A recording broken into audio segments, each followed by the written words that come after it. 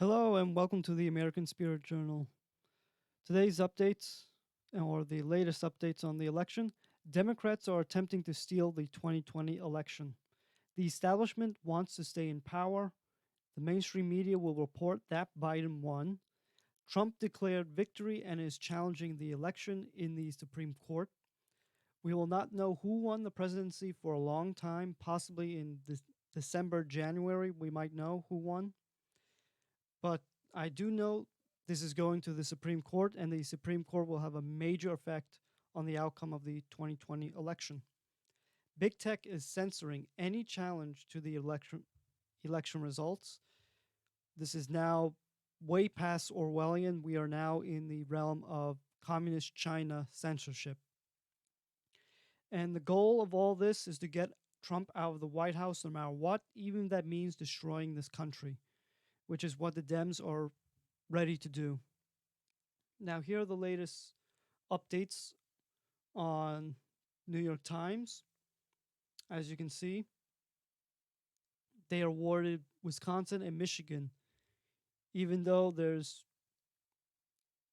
only tens of thousands of votes difference in both states, and both states stopped reporting the vote count late last night. And just this morning, they both are for Biden. So there's something fishy going on there. Pennsylvania, Biden is catching up, and there was a 700 vote lead by Donald Trump, and there's no way that they can just magically find all these ballots for just Joe Biden. This can't be. Now, here's the Wall Street Journal, which also awarded Wisconsin and Michigan to Biden. Pennsylvania, North Carolina, and Georgia are still up for grabs, but they lean to Trump. And what's interesting here is in Real Clear Politics. Let me zoom in for you guys.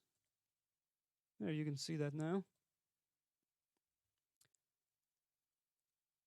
North Carolina, 100% of the vote counted.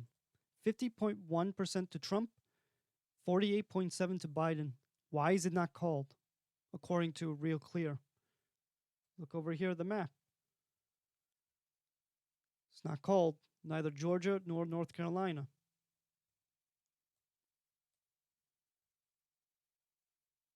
Yeah, Georgia, 99% of the vote counted, 50 Trump, 48.8 Biden. And Wisconsin, 49.6% Biden, 48.9% Trump. I would expect both sides to demand recounts of both of these states because that's way too close for comfort. Pennsylvania, Trump had a big lead, and now Biden's just catching up magically in fracking territory, where Biden said there will be no more fracking under him. Oh, wonder what's going on there. Michigan, 49.9% Biden, 48.6% Trump. Looks like Biden is going to win by 2 or 3% in all these states. Wow. Just exactly what he needs to win. Go figure. And Arizona, there's still lots of votes to be counted. It could go either way. At this point, I'm leaning more towards Biden, but they say Trump could win. Now, with all this going on, Trump is suing Pennsylvania, Michigan, and asked for a Wisconsin recount. The Pennsylvania governor, Tom Wolf, says 3 million to millions of mail-in ballots still need to be counted, which is utter BS. Because in that state, you can count any ballot that comes in after November 3rd until, I believe, this Friday. So it's more than likely Biden is going to win just because the Dems are going to magically find all these ballots lying around. And here, windows boarded up at Detroit absentee ballot counting center. Poll watchers concerned about lack of transparency. As you can see, it's being boarded up. Windows are being boarded up at Detroit absentee ballot counting center as poll watchers complain about lack of transparency. The scene at Detroit's absentee ballot counting center is growing more heated. The windows now being covered up, allegations of violations. Secretary of State says she welcomes challenges. Of course she does. The scene at Detroit's absentee ballot counter is going yada yada, tweeted Matt Flynn. The Secretary of State responded by claiming the process has been bipartisan, transparent, and open from the beginning. Some of the windows remain blocked off. I asked a few people who taped them up, and why? No clear answer. Really? A few poll challengers workers tell us that they feel there wasn't a fair number of Republicans and Dems in this room. Secretary of State's office gave us this response. See the picture?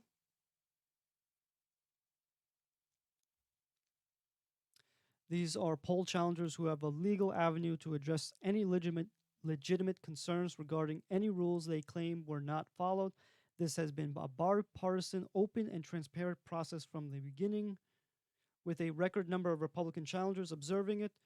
The individuals who made these claims to you said they were challengers, which means they have the ability to bring any violation they thought had occurred to the election inspectors. We'll keep in touch with the rest of the afternoon. Tracy Wimmer, Director of Media Relations. I don't know, guys. Picture says 1,000 words, doesn't it? Now, in light of all this fraud that's happening, there is a silver lining here. House Democrats fall way short in disappointing night. And here's what they say. Well, not what they say. Here's what they mean by that. If we go here to the Wall Street Journal, and let me zoom in for you guys. Let's go to the House. Yeah, you can see. Look at all the safe Republican areas. Is one turned Democrat, and I believe one went independent. Not sure what the purple means. And the rest, all Republican. Let's go to lean Republican. They all went Republican. Toss up. Not really a toss up. They're mostly going to Republicans, with only two going to Democrats in Arizona and California. Be expected. Arizona, not so much, but there's been, from what I've heard from Tim Pool, there's been a demographic change. Tim Pool and Steve Crowder's stream said there's a demographic change there. Don't quote me on that. And lean Democrat. It seems to be evenly split, but the ones that were leaning Democrat, they should have been more like this, except blue. But instead, we get divergence here with Republicans taking some of these seats. That's not good for the Democrats. And here, the safe, likely Dems, let's see how many seats they lost. 1, 2, 3, 4, 5, 6, 7, 7. And the Republicans lost 2 of their safe seats. But to be fair, some of these seats are very close and the winner hasn't been chosen. But it looks like Republicans will be getting the safe seats. And because of this, centrist Democrats talk leadership changes after negative election results. Let me zoom here for you guys. There we go. Stung by their party's dispiriting showing at the polls Tuesday, two moderate House Democrats say they and other centrists are privately discussing a plan that was unthinkable just 24 hours earlier, throwing their support behind a challenger to Nancy Pelosi, the Speaker of the House. Now, I don't know whether or not this is true. This is the Hill reporting. These Democrats are not named, so take everything with a grain of salt. But from what we are seeing right now, Pelosi's position as Speaker is in danger. The two Democrats told The Hill on Wednesday that they were reaching out to their colleagues about backing one of Pelosi's top lieutenants, House Democrat Caucus Chairman Hakeem Jeffries, I believe that's how you pronounce it, for Speaker in the next Congress.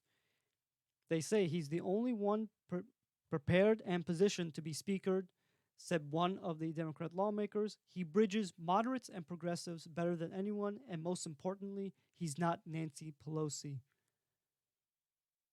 The idea was immediately shot down by Jeffries, who says he's focused on keeping his current spot, yet the grumbling reflects a remarkable shift in internal Democrat thinking in the immediate wake of Tuesday's election.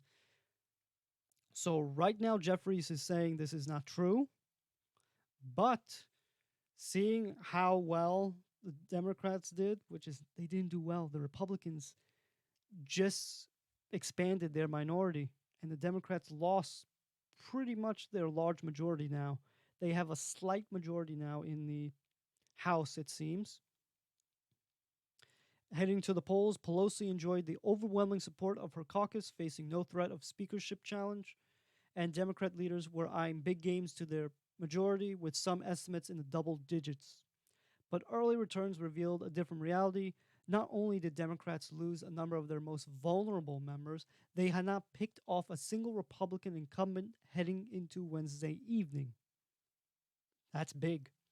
The results immediately emboldened Republican leaders who accused Pelosi and her party of being out of touch with the country, and Democrats on and off the Capitol Hill were left licking their wounds and questioning the strategic decisions that guided their party's message throughout the campaign. Pelosi needed to hammer Trump, but instead she chose to let him slide, said one former senior Democrat aide. Last night should have been a bloodbath for Republicans. Well, even with all the fraud that's happening, they still lost the most of their House seats. And from what I'm seeing here in this, I would say most of the fraud is for the presidential election. Because if we remember election night, Wisconsin, Michigan, Pennsylvania, North Carolina, and Georgia were not called. Now, Georgia, North Carolina, and Pennsylvania are not called still, but Michigan and Wisconsin are called for Biden by Wall Street Journal and the New York Times. And Real Clear Politics still hasn't called Michigan or Wisconsin for anybody. Yeah. So, will there be new leadership in the Speaker of the House? We'll see. As for what's happening with Trump, Trump prematurely declares victory, says he'll go to Supreme Court. Yep, there's no way to get around that. Trump's going to declare victory and go directly to the Supreme Court to challenge the election results because of all this mail-in ballot fraud that's going on. And what's funny is, if you guys remember, if you haven't seen Tim Pool's coverage of it, the Democrats and rhinos and never Trump Republicans held a war game where they envisioned that Trump would prematurely declare victory and refuse the election results. Well, according to the New York Times, Democrats have a contingency plan if Trump prematurely declares victory, Senator says. This, ladies and gentlemen, written by Neil Vigdor, if I pronounce his name correct, on October 22nd, 2020. They already saw this coming. They already saw the results. They knew that Biden was going to win by small margins and that the election was going to be contested. But how could you know the results of an election? You don't know the results of the election. One does not simply know the results of an election. The only way you can know is if you cheat. And if you cheat, you know you're going to win. So, and there's a reason why developed countries ban mail-in voting. U.S. will be laughingstock. That's right. Let's see. According to the Washington Examiner, most developed countries, especially in Europe, ban mail in voting to fight vast fraud and vote buying that had threatened the integrity of their elections, according to an exhaustive review of voting rules and histories in over 30 major nations. In the European Union, 63% of the countries have put a ban on mail in ballots except for citizens living overseas. Another 22% of EU countries have imposed a ban even for those overseas. And most of those that allow mail in ballots require some form of photo ID to get one, according to the report from the Crime Prevention Research Center. Our vote, our election is being stolen by the Democrats. And the mainstream media and the big companies are going along with it because the establishment wants to stay in power. They don't care about the people. They never cared about the people. That's why Trump is fighting this, because Trump knows if he loses, it's over. Never again will Americans have a president that is for them, for the people, by the people, elected ever again to the White House. The establishment will go in and make sure that no outsider from the belt, the Washington, D.C. Beltway, gets elected to the White House. They will solidify their power, and it's just going to be terrible. Terrible time to live in this country. So that's all I got for you guys today. If you like my if you like my reporting, please like and subscribe and leave a comment below. And with that said, stay safe out there. Bye.